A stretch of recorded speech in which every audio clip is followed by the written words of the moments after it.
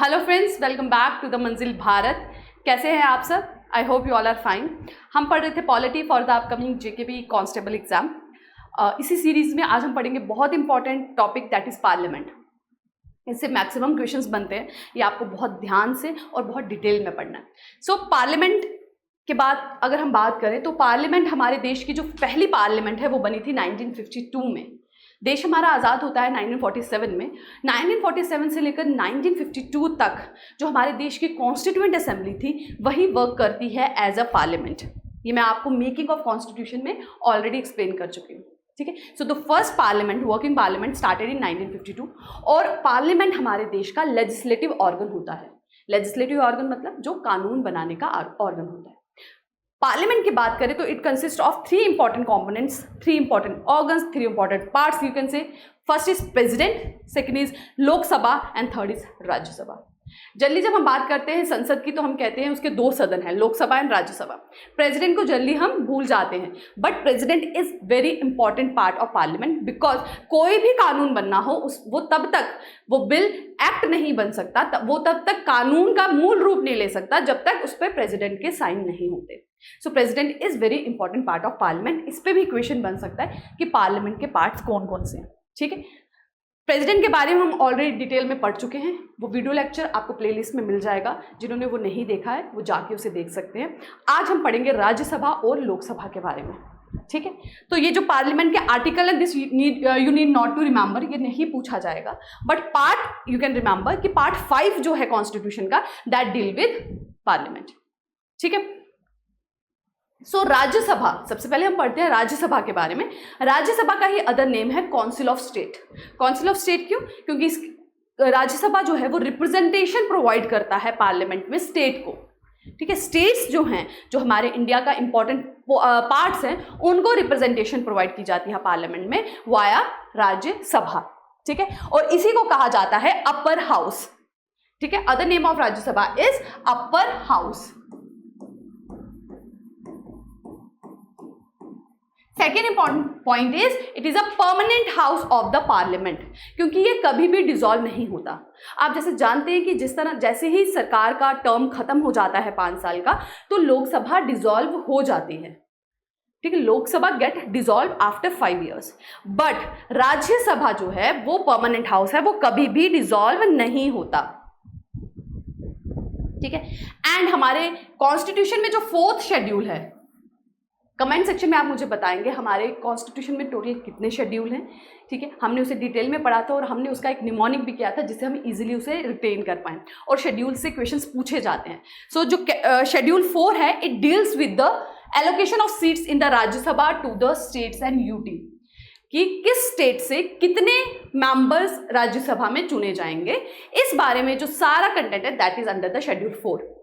Jammu and Kashmir से राज्यसभा के लिए कितने मेंबर्स चुने जाएंगे ये आप मुझे कमेंट सेक्शन में बताएंगे, ठीक है। सो स्टेट से और यूटी से कितने मेंबर्स राज्यसभा में आएंगे, that is done in the schedule 4 of our constitution. Now coming towards the important portion जो आपको याद रखना है राज्यसभा में, वो है कॉम्पोजिशन, कि राज्यसभा में टोटल कितने मेंबर होते हैं, टोटल कितनी उसकी स्ट्रेंथ होती है, ठीक है। तो मैक्सिमम स्ट्रेंथ जो राज्यसभा की है दैट इज 250, 250 से ज्यादा नहीं हो सकती, ठीक है। मैक्सिमम स्ट्रेंथ, देखिए मैक्सिमम और प्रेजेंट स्ट्रेंथ में फर्क है। मैक्सिमम है कि कॉन्स्टिट्यूशन में जितना प्रोवाइड किया गया है कि मैक्सिमम टू मैक्सिमम इतनी हो सकती है, आप कहीं पे थोड़ी सी सीट्स बढ़ा सकते हैं, कहीं कम कर सकते हैं, बट 250 से ऊपर नहीं जाएंगे। प्रेजेंटली राज्यसभा में कितनी सीट्स है? 245। प्रेजेंटली राज्यसभा में स्ट्रेंथ कितनी है? 245 है, ठीक है। जिसमें से 229 members represent the states, 229 represent from the states, 4 member from UTs and just a second. So Rajya Sabha में अभी 245 स्ट्रेंथ है, ठीक है। मैक्सिमम स्ट्रेंथ कितनी है? 250। What happened? It's not working. 250, yes, ठीक है। 245 में से 4 मेंबर्स यूटी के रिप्रेजेंटेटिव होते हैं, ठीक है। 12 मेंबर्स जो हैं वो होंगे नॉमिनेटेड। कौन लोग नॉमिनेटेड होंगे? जिन्होंने आर्ट में, स्पोर्ट्स में, कल्चर में कुछ डिफरेंट वर्क किया है, ठीक है, दैट विल बी नॉमिनेटेड।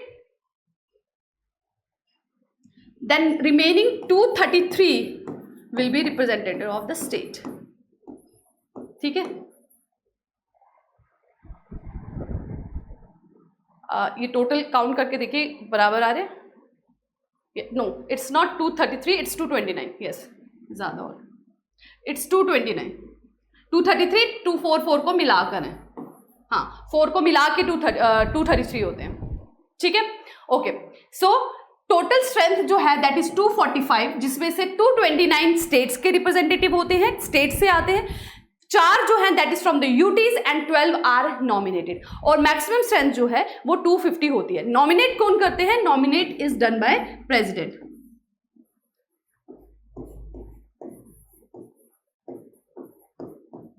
जिन्होंने आर्ट में, कल्चर में, स्पोर्ट्स में, सोशल सर्विस में कुछ एक्स्ट्रा ऑर्डिनरी वर्क किया होता है।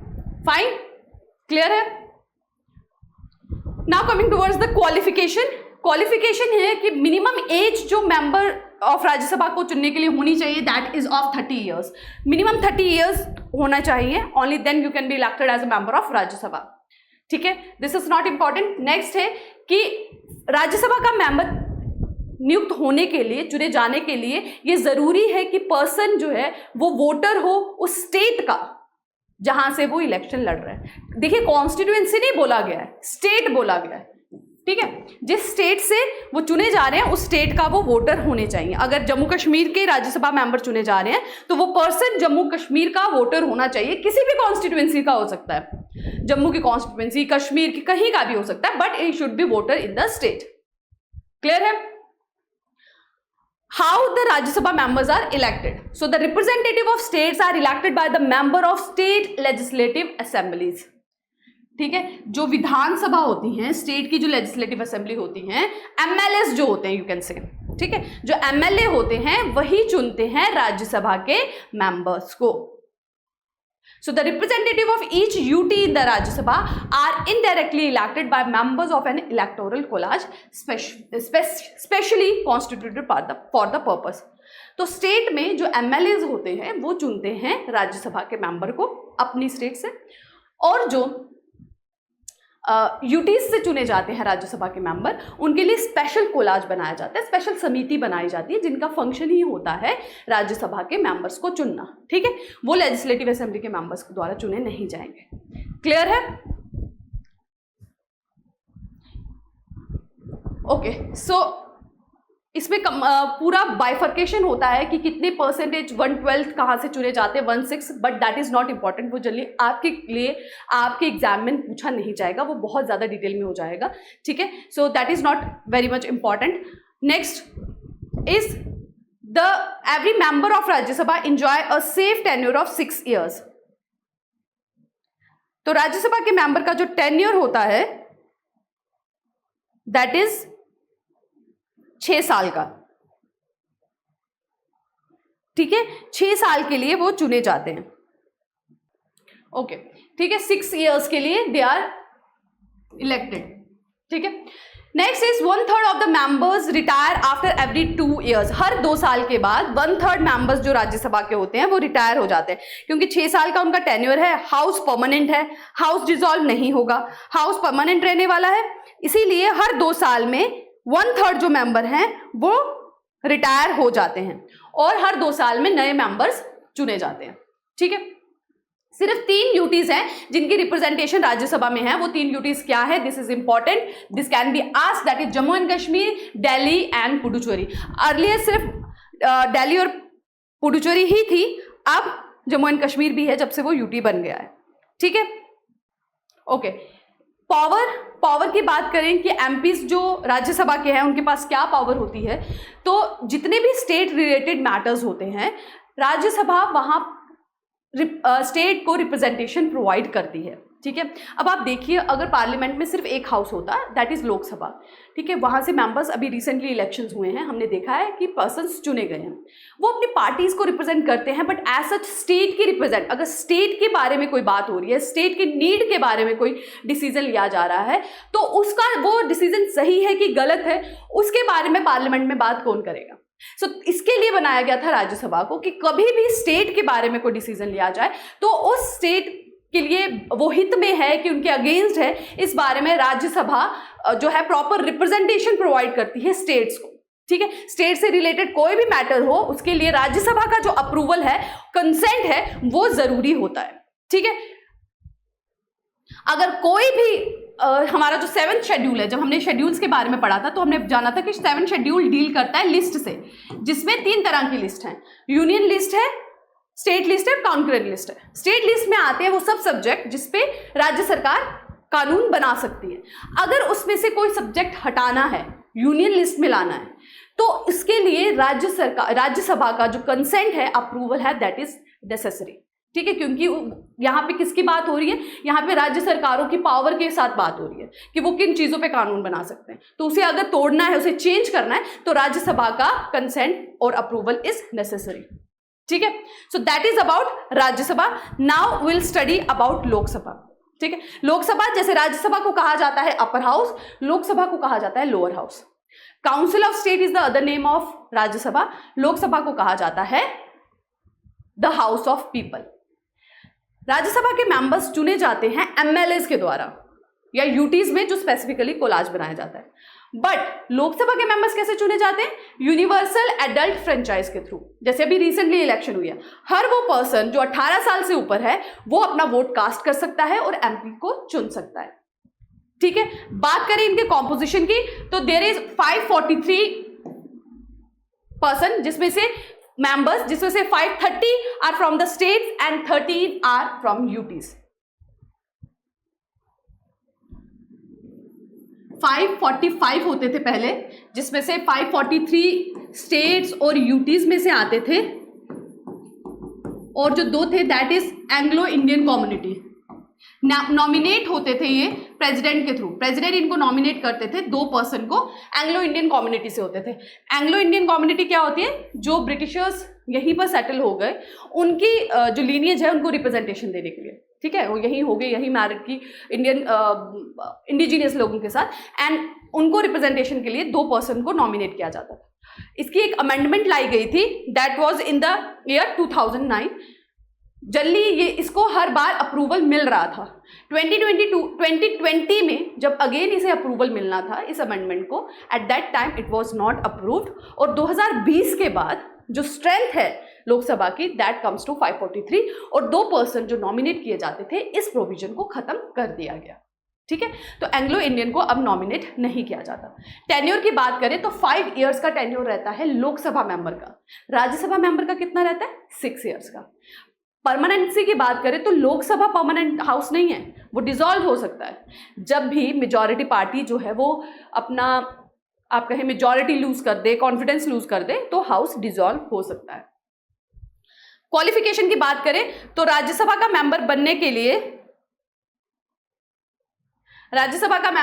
लिए आपकी मिनिमम जो एज है that should be 30 years, but Lok Sabha के लिए इट शुड बी 25 इयर्स, ठीक है। यही इंपॉर्टेंट चीज है जो आपको ध्यान रखनी है। 25 इयर्स होनी चाहिए लोकसभा के लिए और 30 इयर्स होनी चाहिए राज्यसभा के लिए, ठीक है। राज्यसभा में एक और इंपॉर्टेंट पॉइंट कि अगर आप जिस भी स्टेट से रिप्रेजेंटेटिव चुने जा रहे हैं राज्यसभा के, वहां आपका वोटर होना नेसेसरी है। कमिंग टूवर्ड्स द पावर्स, तो जब भी ज्वाइंट सिटिंग होती है हाउसेस की, अब ज्वाइंट सिटिंग क्या है, जब भी कोई बिल एक हाउस में ओरिजिन होता है, उधर वहां उसकी वोटिंग होगी, वहां से वो पास होगा, then it need to be passes from the other house too, ठीक है। कोई भी बिल हो, दोनों हाउसेस से पास होके ही प्रेसिडेंट के पास जाता है असेंट के लिए, और फिर वो कानून बनता है, ठीक। कभी कभी ऐसा होता है कि एक हाउस में जो बिल पास हुआ, दूसरे हाउस ने उस पर ऑब्जेक्शन किया, और उस ऑब्जेक्शन को फर्स्ट हाउस मान नहीं रहा है, तो कन्फ्लिक्ट है, देन उनकी ज्वाइंट सिटिंग बिठाई जाती है। यहाँ पे लोकसभा और राज्यसभा सबके मेंबर्स बैठते हैं। इस ज्वाइंट सिटिंग को जो चेयर करता है दैट इज स्पीकर, ठीक है। स्पीकर के बारे में अभी हम पढ़ेंगे। तो उनको जो चेयर करता है वो स्पीकर करता है। बट जैसा हमने देखा कि राज्यसभा के मेंबर्स कितने, 245, लोकसभा के कितने हैं, 543, तो ज्यादा मेंबर्स तो हैं ही लोकसभा में। तो ज्वाइंट सीटिंग में भी जब वोटिंग होगी तो बहुत ज्यादा चांसेस हैं कि लोकसभा की जो नीड है या लोकसभा का जो डिसीजन है वही माना जाए, क्योंकि स्ट्रेंथ उनकी ज्यादा है। ठीक है, नेक्स्ट आता है कि मनी बिल जो है, मनी बिल वो कानून होता है जो फाइनेंसेस से रिलेटेड होता है, कौन सा पैसा कितना कहाँ खर्च करना है उससे रिलेटेड जो भी बिल होता है उसको मनी बिल कहते हैं। ठीक है, कोई भी कानून बनने से पहले जब सदन में लाया जाता है उसे बिल कहते हैं, जब वो कानून बन जाता है तो उसको एक्ट कहते हैं। ठीक है, तो जो भी बिल, जो भी प्रोविजन डील करते हैं फाइनेंस के साथ उसे मनी बिल कहते हैं। अब मनी बिल राज्यसभा में इंट्रोड्यूस नहीं किया जा सकता, वो हमेशा लोकसभा में ही इंट्रोड्यूस होता है। ठीक है, so money bill always introduced in Lok Sabha, और राज्यसभा इसे मना भी नहीं कर सकता। ठीक है, उसे राज्यसभा को उसे असेंट देना ही देना है, राज्यसभा को उसको असेंट देना ही है। विद इन, अगर रोकना भी है तो 14 डेज के लिए रोक सकते हैं, उससे ज्यादा नहीं। ठीक है, तो that is the power of Lok Sabha. ठीक है, एक तो ज्वाइंट सिटिंग होगी तब भी मेजॉरिटी उनकी है, दूसरा जो मनी बिल है वो वहीं पर ओरिजिन होते हैं, राज्यसभा उस पर ज्यादा कुछ नहीं कर सकते। ठीक है, काउंसिल ऑफ मिनिस्टर्स, तो लोकसभा का ही कंट्रोल होता है काउंसिल ऑफ मिनिस्टर्स पे भी। ये मैं आपको लास्ट वीडियो लेक्चर में जब हमने प्राइम मिनिस्टर के बारे में पढ़ा था मैं आपको एक्सप्लेन कर चुकी हूँ। ठीक है, then if the majority of the Lok Sabha members से they have no confidence in the council of minister, all minister including the prime minister have to quit. ठीक है, जो नो कॉन्फिडेंस मोशन है वो भी लोकसभा में ही चलाया जाता है, और लोकसभा के मेंबर्स अगर ये कह दें कि उनका कॉन्फिडेंस नहीं है रूलिंग पार्टी में तो उसी वक्त प्राइम मिनिस्टर को और रूलिंग मिनिस्टर्स को क्विट करना होता है। राज्यसभा इसमें कुछ नहीं कर सकता। नो कॉन्फिडेंस मोशन क्या है कि जब ये एश्योरेंस लिया जाता है कि जो भी रूलिंग गवर्नमेंट है उसको अपने उतने एमपीज का सहयोग मिल रहा है कि नहीं मिल रहा है। ठीक है, मैंने आपको जब प्राइम मिनिस्टर के बारे में पढ़ाया था तो मैंने बताया था कि उनका टर्म फिक्स नहीं है, वो तभी तक अपनी पोस्ट में है जब तक वो मेजॉरिटी को एंजॉय कर रहे हैं, जब तक मेजॉरिटी है। जैसे ही मेजॉरिटी जाएगी तो उन्हें भी अपनी सीट छोड़नी होगी और लोकसभा भी डिसॉल्व होगी। ठीक है, नेक्स्ट आते हैं important is chairman of Rajya Sabha and speaker of Lok Sabha. आपने देखा होगा पार्लियामेंट में जब डिस्कशन होती है, जब सेशन उसके बैठते हैं तो उस सेशन को जो प्रिसाइड करते हैं, तो राज्यसभा के सेशन को जो प्रिसाइड करते हैं उनको बोला जाता है चेयरपर्सन, और लोकसभा के सेशन को जो प्रिसाइड करते हैं उनको कहा जाता है स्पीकर। अभी एट प्रेजेंट राज्यसभा के चेयरमैन कौन है वो आप मुझे कमेंट सेक्शन में बताएंगे, और स्पीकर कौन है वो भी आप मुझे कमेंट सेक्शन में बताएंगे। ठीक है, सो चेयरपर्सन राज्यसभा के कौन होते हैं, वाइस प्रेसिडेंट। जो भी वाइस प्रेसिडेंट उपराष्ट्रपति है, he acted as a ex officio chairman of Rajya Sabha.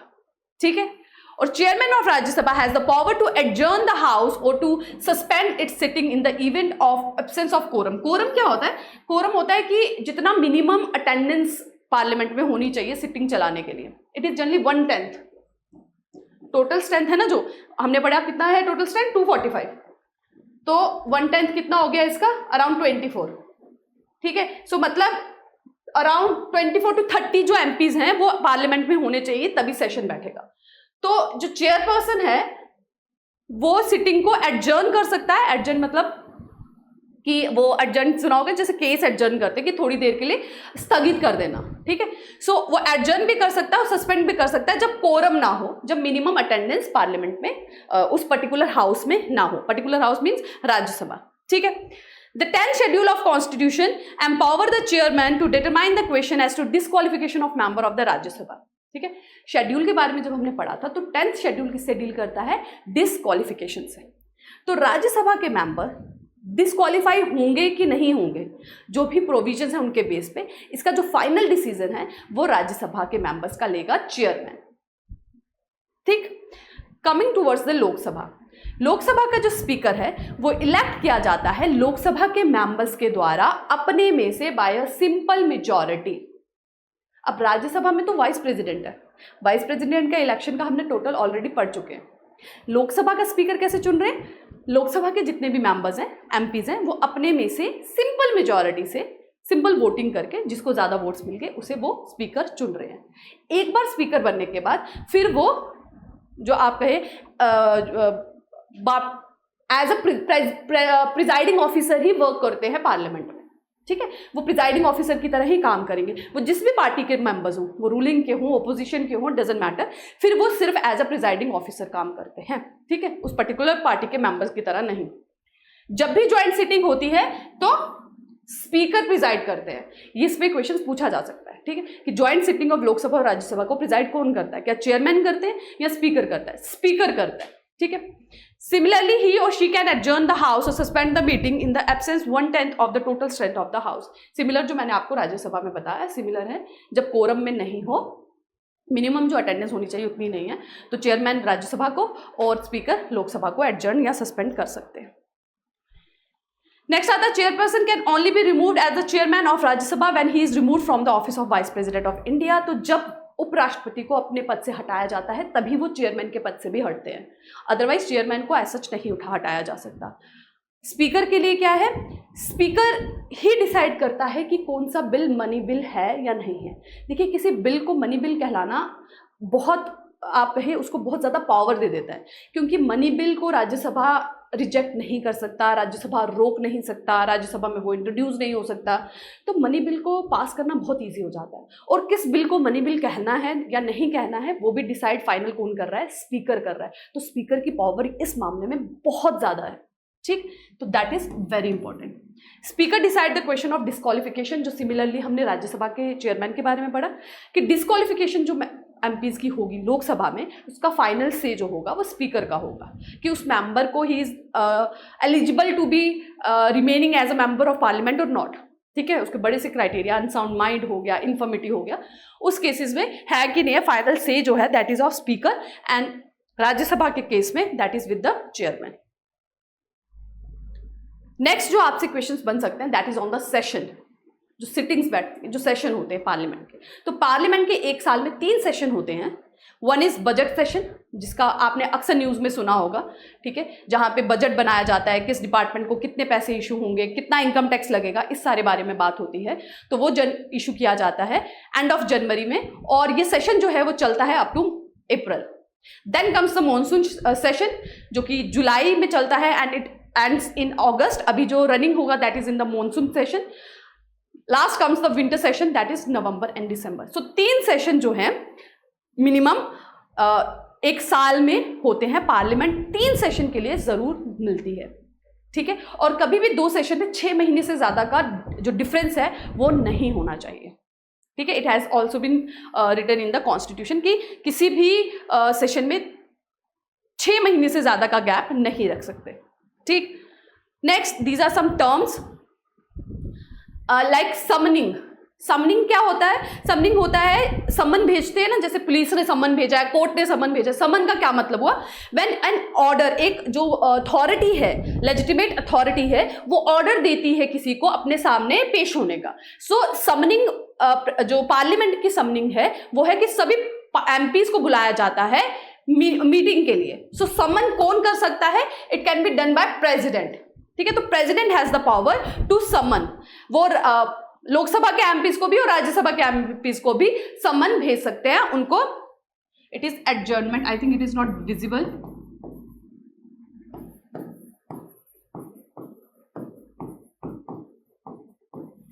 समन भेज सकते हैं, तो summoning power is with the president.